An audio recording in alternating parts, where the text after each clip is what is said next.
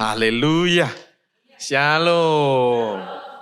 Bulan ini kita memasuki tema tentang glorify the King through family. Bisa langsung di pikirannya, aduh gak mungkin Pak. Suamiku itu belum dalam Tuhan. Anak aku juga belum dalam Tuhan. Mungkin banyak pertanyaan seperti itu. Aku sudah cerai juga. Tidak mungkin Pak, rumah tangga aku berantakan. Tidak mungkin aku dengan keluarga aku memuliakan Tuhan. Ingat saudara, sore hari ini, waktu saya nyembah tadi, Tuhan tuh bilang, katakan it is serious for all these people here. Ya, ini benar-benar saudara harus menangkap. Yosua 24 ayat 15, kita belajar tentang kitab Yosua. Ya, Yosua temanya hari ini for me and for my house.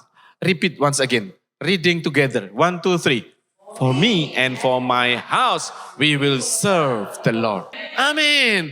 Ini satu declaration, satu komitmen yang harus saudara perkatakan. You have to declare it. Not only read and then just lip service. Just lip service. But you say, declare until your ear listened and your faith rise up. Oke.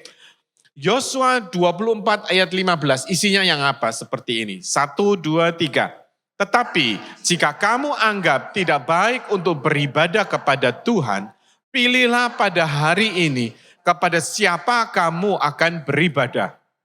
Allah yang kepadanya nenek moyangmu beribadah di seberang sungai Efrat, atau Allah orang Amori yang negerinya kamu diami ini. Tetapi aku dan seisi rumahku, kami akan beribadah kepada Tuhan.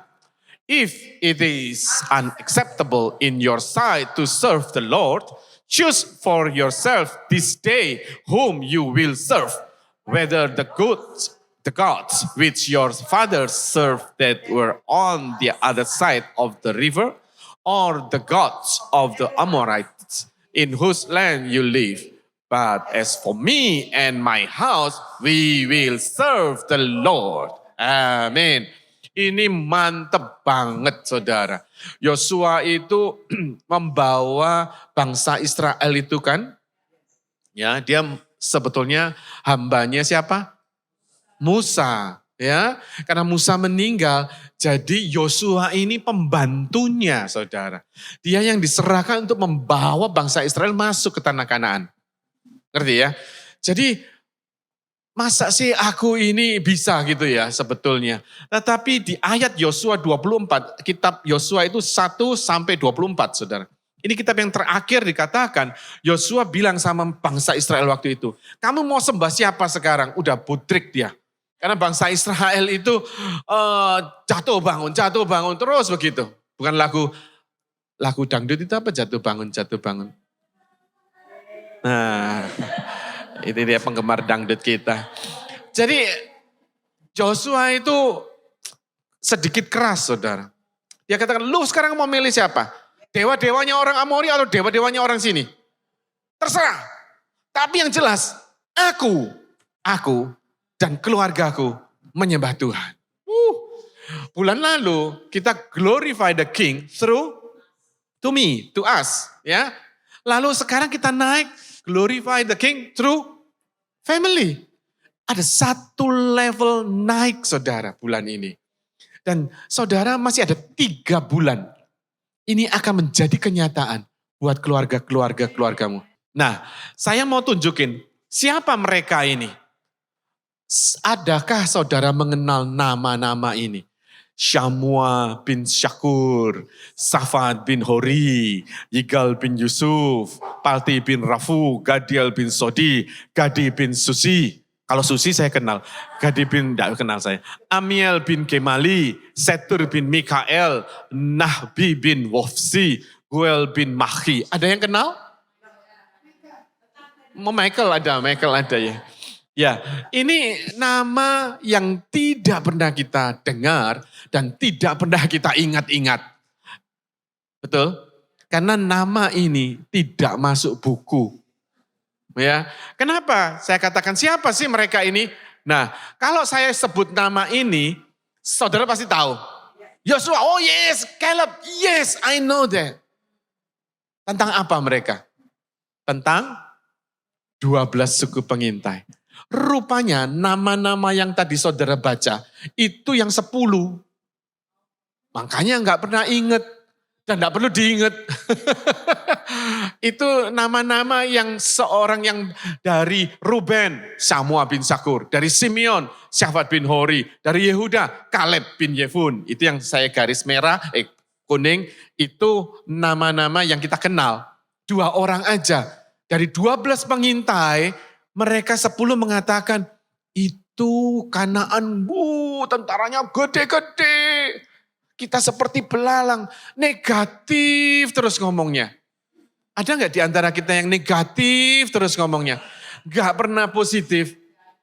Nggak ada satu. Ayo saudara, saya mau tantang saudara, karena mulut ini ada kuasanya. Kalau engkau ngomongnya negatif, seperti 10 orang yang ini, yang tidak saya sebut namanya tadi, yang nggak hafal namanya, itu nggak masuk buku saudara, nggak masuk hitungan pahlawan. Mereka pecundang. Saudara pecundang atau pahlawan?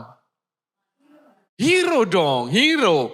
Makanya saudara mau bawa family saudara, keluarga saudara, glorify the king. Itu namanya kita seorang hero, pahlawan. Nah, dari Yehuda dan Efraim, Kaleb dan Hosea, namanya sebetulnya Yosua itu Hosea. Lalu dipanggillah dia Yosua. Dia ini pahlawan. 2 orang ini mengatakan beda dengan 10 orang ini. 2 orang ini mengatakan Kanaan itu dahsyat, penuh susu dan madu. Dan kita bisa masuk. Saudara tadi pertama saya tanya, gak mungkin Pak glorify with my family. My husband, you don't know. He's so stubborn. You don't know my children. He's already grew up and Western minded. Oh my God. You said negative. Kamu katakan bahwa suamiku, anakku itu pengaruhnya udah bule banget. Gak mungkin dia mau cinta. Gak mungkin. Terjadilah sesuai perkataanmu. Tetapi kau hari ini, engkau mendengar dan kau perkatakan, ada mujizat terjadi. Nah gini dong aminnya agak kompak dikit. Tapi kurang buanter gitu, kurang gitu ya. Anak-anak saya itu di Russell bilang, Russellker, gitu. Jadi cewek-cewek 3 cewek di rumah saya itu galak loh saudara. Kalau dia ngomong, Russellker, gitu. Nah ini amin, amin. Aduh gak Russellker. Nah, kenapa Yosua itu begitu hebat ya? Dia perkatakan memang kenyataannya itu waktu mengintai di tanah Kanaan. Orangnya gede-gede kayak raksasa saudara. Dan ini memang menakutkan. Tetapi dia beda. Kenapa? Yosua 1 ayat 3 dan 5. Kalau saudara baca kitab Yosua, itu dikatakan demikian. 1, 2, 3. Setiap tempat yang akan diinjak oleh telapak kakimu, kuberikan kepada kamu. Seperti yang telah kujanjikan kepada Musa. Seorang pun tidak akan dapat bertahan menghadapi engkau seumur hidupmu. Seperti aku menyertai Musa, demikianlah aku akan menyertai engkau. Aku tidak akan membiarkan engkau dan tidak akan meninggalkan engkau. Kuatkan dan teguhkan hatimu, sebab engkaulah yang akan memimpin bangsa ini memiliki negeri yang kujanjikan dengan bersumpah kepada nenek moyang mereka untuk diberikan kepada mereka. Bahasa Inggrisnya, ayo Debbie yang kuat. I have given you every place on which the sole of your foot treads, just as I promised to Moses. No man will be able to stand before you to oppose you as long as you live. Just as I was present with Moses, so will I be with you. I will not fail you or abandon you.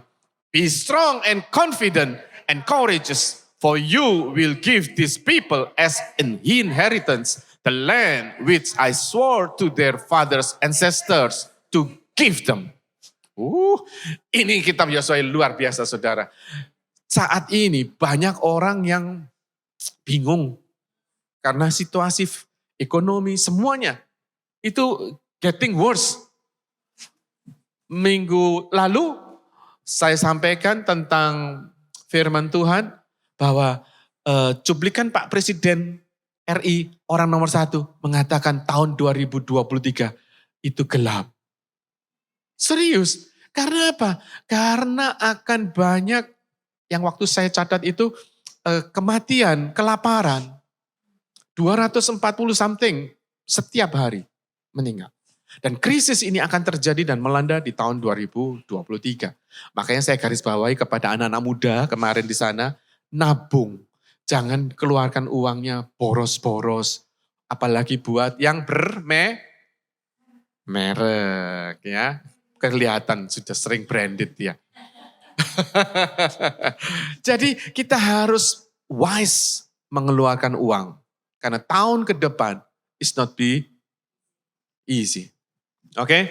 Nah, kitab ini Yosua dia akan ngikutin Musa, pembantunya Musa. Dia selalu lihat bosnya ini gimana sih sama Tuhan. Dia greget gak sama Tuhan? Greget bosnya ini. Sehingga dia ini dipilih sama Tuhan. Dikatakan aku akan pakai jejak telapak kakimu ini, apa yang kamu injak menjadi milikmu. Seperti aku perkatakan kepada Musa. Yosua itu tahu visinya Tuhan. Makanya pertama vision from God.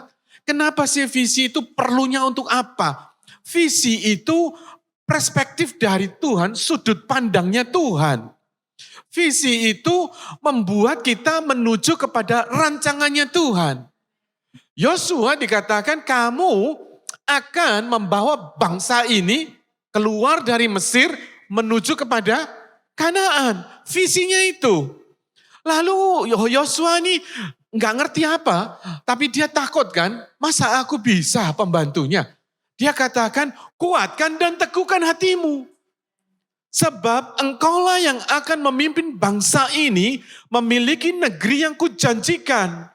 Tuhan berjanji sama Yosua itu memberikan visi bahwa dia akan membawa bangsa Israel menuju ke tanah Kanaan.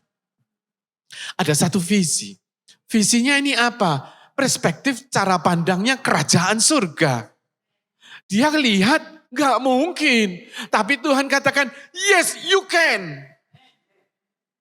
Sementara kita yang ada di sini sering, gak bisa Pak, suami saya itu beda agama. Beda pandangan. Anak saya lagi grow up-nya di sini, lahir di sini, gede di sini, otaknya ini sudah otak bule katanya. Oh ya, kasihan juga ya, saya ini mikir juga loh saudara. Kalau dengar keluarga yang rasanya nggak bisa ngerubahin apa-apa, itu hati saya sedih. Kalau engkau seperti Yosua, engkau akan melakukan, oh Tuhan jangan aku, suruh aja siapa kek, ponaannya Musa kek, siapa kek terserah Tuhan, jangan aku. Enggak, Yosua mengaminkan visi ini. Dia harus bisa sampai kepada goalnya Tuhan. Yaitu apa tadi? Bawa bangsa Israel ketujuh ke Kanaan. Waktu itu dia mengintai, dia ingat visi ini. Dia ingat visi ini, makanya perspektifnya, cara pandangnya beda dengan 10 orang tadi. 10 orang tadi bilang, dia gede-gede lawan kita, gede-gede dan kita gak mampu. Kalau kita nurutin itu, ya we can't do anything. Tetapi Yosua itu waktu mengintai, dia sudah mempunyai perspektifnya Tuhan. Bahwa dia akan bawa bangsa itu menuju ke tanah Kanaan. Dilihat, wih bener nih musuhnya besar. Tapi waktu dia lihat, itu dia gak lihat musuh itu besar. Dia musuh itu kelihatan kayak belalang. Yes. Terus dia lihat, yang dilihat apa? Anggur yang gede-gede. Luar biasa. Ini susu dan madunya. Wow, number 1 in the world. Dia lihat itu berkat-berkat yang dahsyat. Dia nggak lihat musuhnya. Padahal dia lihat nggak? Lihat. Tetapi karena dia punya visi yang dari Tuhan, dia memiliki paradigmanya, cara pandangnya beda. Tuhan memiliki cara pandang surgawi. Dia yang raja di atas segala raja. Dia yang besar, yang maha kuasa, yang maha dahsyat. Kita selalu dilihatkan pada kenyataan ini, betul? Nah, ayat yang penyokongnya 1 Korintus 2 ayat 14-15. Tetapi manusia duniawi tidak menerima apa yang berasal dari roh Allah. Karena hal itu baginya adalah satu kebodohan. Dan ia tidak dapat memahaminya. Sebab hal itu hanya dapat dinilai secara rohani. Tetapi manusia rohani menilai segala sesuatu, tetapi ia sendiri tidak dinilai oleh orang lain. In English, lebih banyak. Ya, Inggris lebih banyak, lebih detail. Karena saya pakai Amplified Bible. But the natural unbelieving man does not accept the things, the teachings, and the revelations of the Spirit of God. For they are foolishness, absurd, and illogical to him. And he is incapable of understanding them. Because they are spiritually discerned and appreciated. And he is unqualified to judge spiritual matters. But the spiritual man, the spiritual mature Christian, judges all things, questions, examines, and applies what the Holy Spirit reveals. Yet is himself judged by no one. The unbeliever cannot judge and understand the believer's spiritual nature. Orang yang terima visi dari Tuhan, itu dikatakan spiritual mature. Orang yang dewasa secara roh. Sehingga dia melihat tantangan-tantangan ini gak ada apa-apanya. So please don't say negative.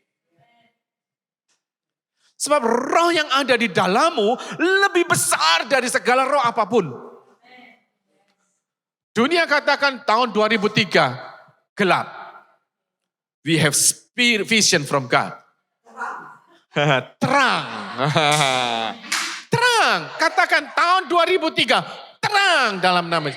Bukan berarti gini ya. Saya kaya-kayaan dong. Kan kita anak Tuhan harus ngomongnya gitu dong. No. Saudara harus punya visi dulu sama Tuhan. You got the visi, apa visimu? Oh Tuhan bawa aku, keluargaku luar biasa. Itu visinya. So kalau tahun 2023 ini gelap, you have visi already, vision from God. Ini artinya, obeying God's vision will bring God's provision. Haleluya. Waktu engkau mengerti visinya Tuhan dalam hidupmu, Tuhan akan menyediakan segala galanya, menyiapkan segala galanya. Jadi jangan pernah katakan yang negatif. Please. Amin. Harus positif karena apa? Roh kita ini roh yang dahsyat. Semua ahli ekonomi dunia, the year 2023 is getting worse. Everyone said. Ya kita percaya. Oleh karena itu, karena kita punya visi, aku memberikan kamu masa depan yang cerah. Aku memberikan masa depanmu yang apalagi. Kan kita baca firman toh, pujian tadi nyanyikan itu, Tuhan punya planning yang luar biasa. Wow. Lalu mana visimu yang engkau dapatkan? Waktu engkau mendengar 2023 getting worse, declare it. Ini satu pernyataan bahwa Tuhan akan membedakan anak Tuhan dan anak yang unbeliever. In this verse also, unbeliever cannot accept the vision. Only believers. Loh ini harus dibedakan saudara. Dan dikatakan orang yang believe tentang visionnya Tuhan, dia akan ditolak. Lu gila. Ini semua bukan orang satu aja yang ngomong tahun 2023 ini gelap. Semua yang ngomong itu. Are you crazy? You said that's a good 2023. I will be success. Halo? Yes. Why? Because we accept the visions of God. Sudah dikatakan tadi kan, orang dunia tidak bisa menerima, manusia duniawi tidak menerima apa yang berasal dari Roh Allah. Manusia duniawi tidak bisa menerima visinya Tuhan. Karena visinya Tuhan itu holy. Jadi orang yang kenal Tuhan saja yang bisa menerima visinya Tuhan. Spiritual mature. Amin, saudara. Jadi kalau Yosua dan Kaleb bisa seperti itu, because he knows the visions from God. Jadi cara pandangnya beda, saudara. Makanya tahun-tahun ke depan orang bilang suram, gelap, menakutkan, mengerikan. Kita katakan dalam nama Yesus itu terang terjadi, sukses terjadi. Itu harus engkau perkatakan itu karena engkau anak Allah, anak kerajaan yang mau memuliakan Tuhan lewat dirimu dan keluargamu. Yes. Jadi saudara harus perkatakan itu. Saya senang Deborah itu menyaut gitu saudara sebetulnya. Kita seharusnya bisa segitu. Itu artinya mengaminkan. Yang kedua saudara, di Yosua 3 ayat 15, itu saya kasih judul Trusting in God's Power. Yosua kenapa waktu masuk ke tanah Kanaan dia bisa beda? Karena dia punya visi dulu. Karena cara pandangnya dia beda. Lalu kedua, ayat 15, kita baca sama-sama. 1, 2, 3. Segera sesudah para pengangkat tabut itu sampai ke sungai Yordan, dan para imam pengangkat tabut itu mencelupkan kakinya ke dalam air di tepi sungai itu, sungai Yordan, itu sebak sampai meluap sepanjang tepinya selama musim menuai. Maka berhentilah air itu mengalir.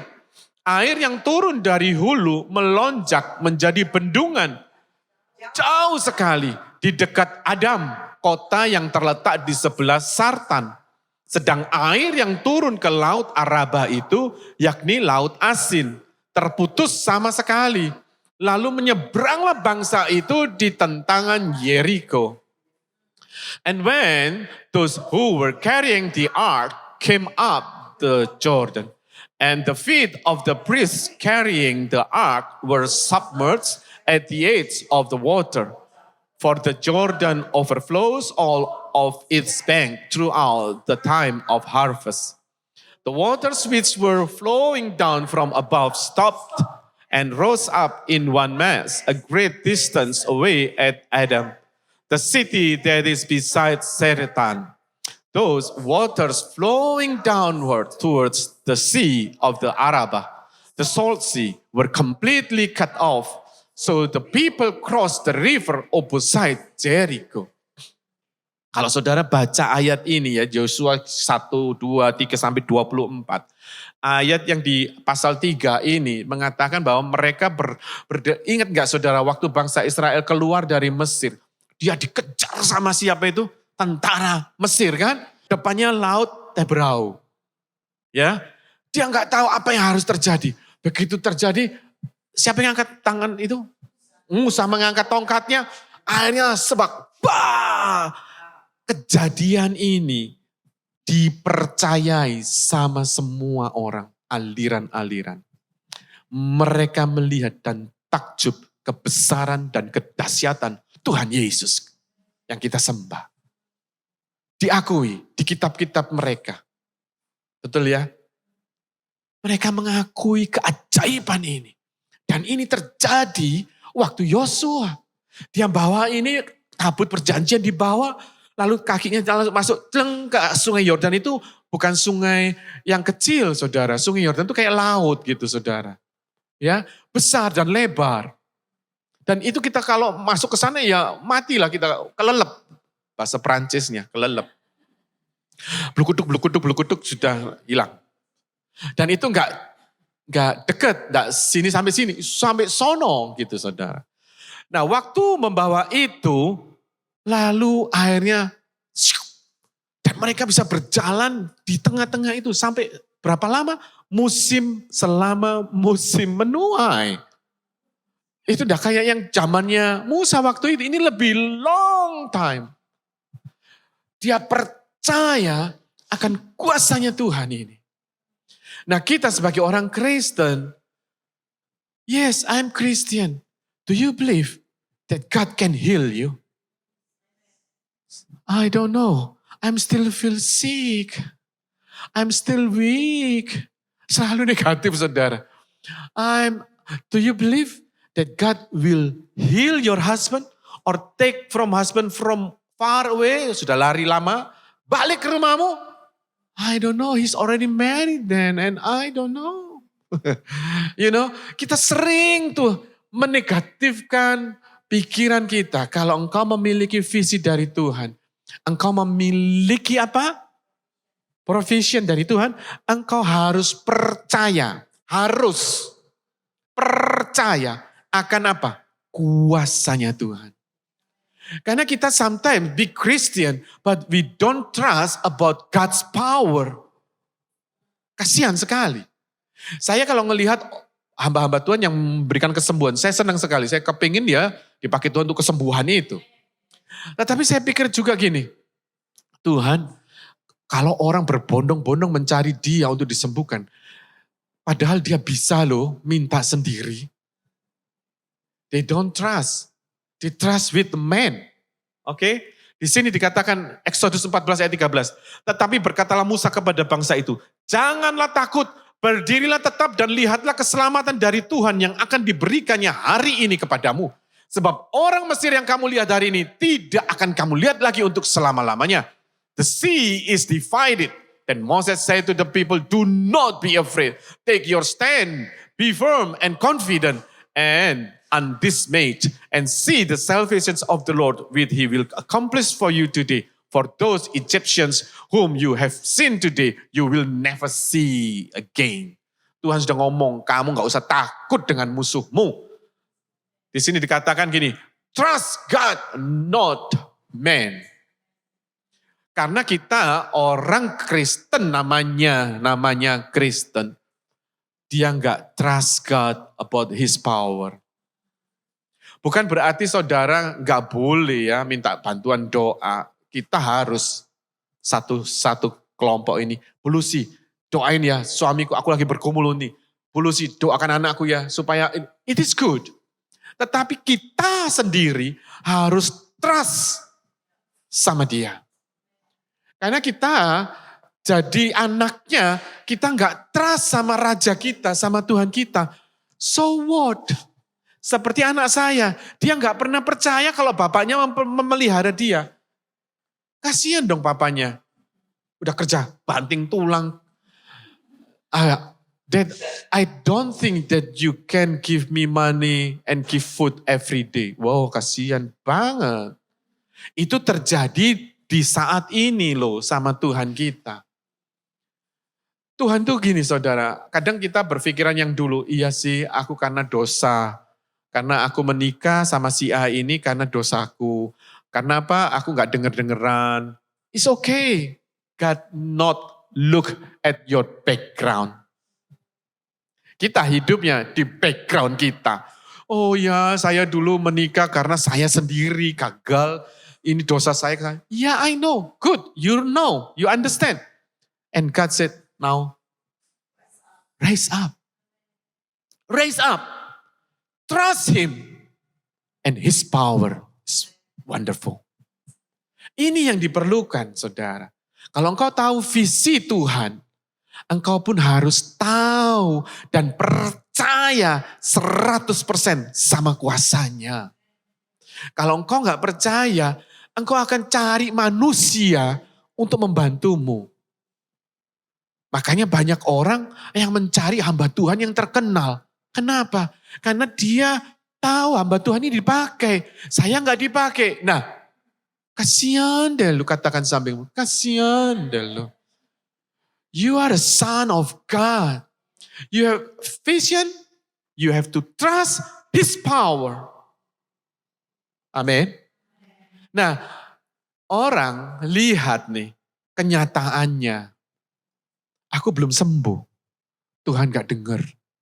Suamiku belum bertobat. Tuhan gak dengar. Anakku juga belum bertobat. Gak dengar dia. Ya udahlah. Mau apa lagi? Give up. No. Kalau engkau memiliki visi, tanya sama Tuhan malam ini. Tuhan, engkau memiliki visi untuk aku apa? Tuhan akan ngomong, seriously. Tuhan akan speak specifically to everyone here if you ask him. God, what your vision from me? God will say. Holy Spirit will tell you something special tonight. Amen. Ask. Because you never ask. Sekarang tanya sama Tuhan, visimu apa? Lalu langkah kedua apa? Trust him. And his power is wonderful. Just that. And then the last time. The last step. Yosua 24 ayat 23. Dia katakan gini. Ia berkata, maka sekarang jauhkanlah Allah asing yang ada di tengah-tengah kamu. Dan condongkanlah hatimu kepada Tuhan Allah Israel. Lalu jawab bangsa itu kepada Yosua. Kepada Tuhan Allah kita kami akan beribadah. Dan firman-Nya akan kami dengarkan. Pada hari itu juga Yosua mengikat perjanjian dengan bangsa itu. Dan membuat ketetapan dan peraturan bagi mereka di Sikem. In English, now then, remove the foreign gods which are among you, and decline your heart toward the Lord, the God of Israel. Incline your hearts toward the Lord, the God of Israel.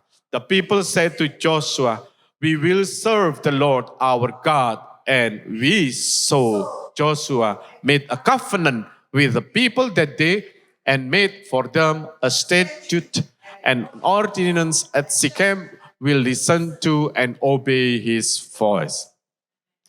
Waktu engkau tahu visi yang kau tanyakan nanti, ya, ada 3 bulan saudara. Tuhan akan bawa engkau lewat visi yang malam ini kau dengar. And then you have to trust him and his power. And then you have to make covenant with him. Saya sambung Hebrew 9:15. Karena itu ia adalah pengantara dari satu perjanjian yang baru, supaya mereka yang telah terpanggil dapat menerima bagian kekal yang dijanjikan. Sebab ia telah mati untuk menebus pelanggaran-pelanggaran yang telah dilakukan selama perjanjian yang pertama. For this reason, he is the mediator and negotiator of a new covenant. That is an entirely new agreement uniting God and man. So that those who have been called by God may receive the fulfillment of the promised eternal inheritance. Since a death has taken place as the payment which redeems them from the sins committed under the opposite first covenant. Jadi waktu kita kenal Tuhan, kita kan sudah harus ada janjinya untuk menerima Tuhan sebagai juru selamat. Tapi kita melakukan dosa lagi, benar gak? Nah, covenant itu tetap berlaku dan kita harus ingat. Makanya malam hari ini kita lakukan perjamuan. Ini merupakan satu covenant kita, diingatkan kembali pengorbanan Kristus 2000 tahun yang lalu, itu tetap berlaku buat saudara dan saya. Amin. Di sini berith and diatheke, itu artinya covenant, bahasa aslinya, bahasa Ibraninya itu berith, lalu bahasa Yunaninya diatheke, artinya apa? Cutting. Janji, saya sama istri saya berjanji. Tapi kalau covenant ini, perjanjian yang saya dengan Tuhan. Dan dalam bahasa aslinya, dalam perjanjian covenant dengan Tuhan, itu artinya cutting, artinya ada satu persembahan yang harus dilakukan. Makanya ada zaman waktu itu perjanjian darah. Darah, ayo kita jadi saudara gitu kan. Sampai mati kita saudara. Perjanjian dengan Tuhan selalu dikonotasikan dengan satu pengorbanan. Misalnya kalau kita minta ampun dosa kita dulu, kita harus membawa persembahan. Dosanya kecil ya burung terkukur. Dosanya besar ya sapi, kerbau yang gede-gede. Dikorbankan untuk kita mohon pengampunan. Ya, itu covenant, perjanjian. Pasti harus ada cuttingnya, harus ada darah yang harus dikorbankan. Untuk pengampunan dosa kita, Yesus Kristus sudah mati di kayu salib. Dengan apa? Darah Kristus. Dan itu that is done. Sudah selesai lewat darah Kristus. Paid in full. Sudah lunas dibayar. And stamp. Paid. Tetapi kita sering ragu-ragu saudara. Apakah dosaku masih diampuni ya? Apakah Tuhan dengar aku ya? Selalu begitu. Come on. Tuhan sudah bilang, aku sudah lunas membayarmu. Jadi begitu ada intimidasi dalam pikiran kita, kamu katakan, pergi, aku sudah lunas. Gitu ya. Kayaknya sekarang kan anak muda gini, gitu ya. Jadi kalau ada pikiran kita diingatkan lagi tentang dosa-dosa masa lalu, atau tadi pagi kita melakukan dosa, gimana lu mau dapat visi? Bisa saudara, saat ini kau minta ampun, Tuhan berbicara kepadamu. Ini harus benar, saudara tahu itu. Ya. Lalu, man will always break his covenants with God, but God cannot break his covenant with man. Amin. Gak bisa. Kita sering, makanya orang itu sering janji. Memang lidah tak bertulang, makanya sering janji. Janjinya gombal. Ya toh? Don't be a part-time Christian when God isn't a part-time Savior. Gak bisa kita jadi separuh-separuh saudara. Dan kita memang gak sempurna loh saudara. Iblis selalu menuduh kita harus sempurna. Yes, kita gak sempurna. Tapi why Tuhan mau? Yaitu tadi. Karena Tuhan memiliki visi buat saudara dan saya. Visinya itu sempurna. Kita yang gak sempurna gak bisa mencapai itu. Tetapi kita trust His power can do it. And kita make covenant with Him. Jadi ada 1-3 step yang harus kita lakukan untuk kita mencapai visi yang Tuhan berikan dalam hidup kita. Pertama saudara, kalau saudara memiliki keluarga yang gak bisa diapa-apain ini Pak. Ini memang dari sononya, dari oroknya, dari situ. Gak bisa. Kalau saudara sudah katakan itu berarti saudara sudah pondering dirimu. Tidak bisa mengalami mujizat Tuhan. Engkau mau mengalami mujizat Tuhan, ayo lepaskan boundaries itu. Saudara tanya, visimu apa Tuhan buat keluargaku? Dalam 3 bulan ini, tema ini akan terus saudara dengar. Visimu apa? Engkau akan dapatkan. Begitu engkau dapatkan visimu tentang keluargamu, kamu harus percaya kuasa Tuhan. Kenyataan kok, suamiku semakin parah, istriku semakin parah, anakku semakin parah. No, cara pandangmu sudah beda. Amin. Perkatakan, jangan saudara kebawa ya, kalau suamimu masih membencek, no, istrinya menyenangkan, gitu ya maksudnya. Sama, kondisi seperti itu suami istri ya. Kebetulan ini suaminya cuma 1, 2, 3. Saya bela ada yang suami-suami ya.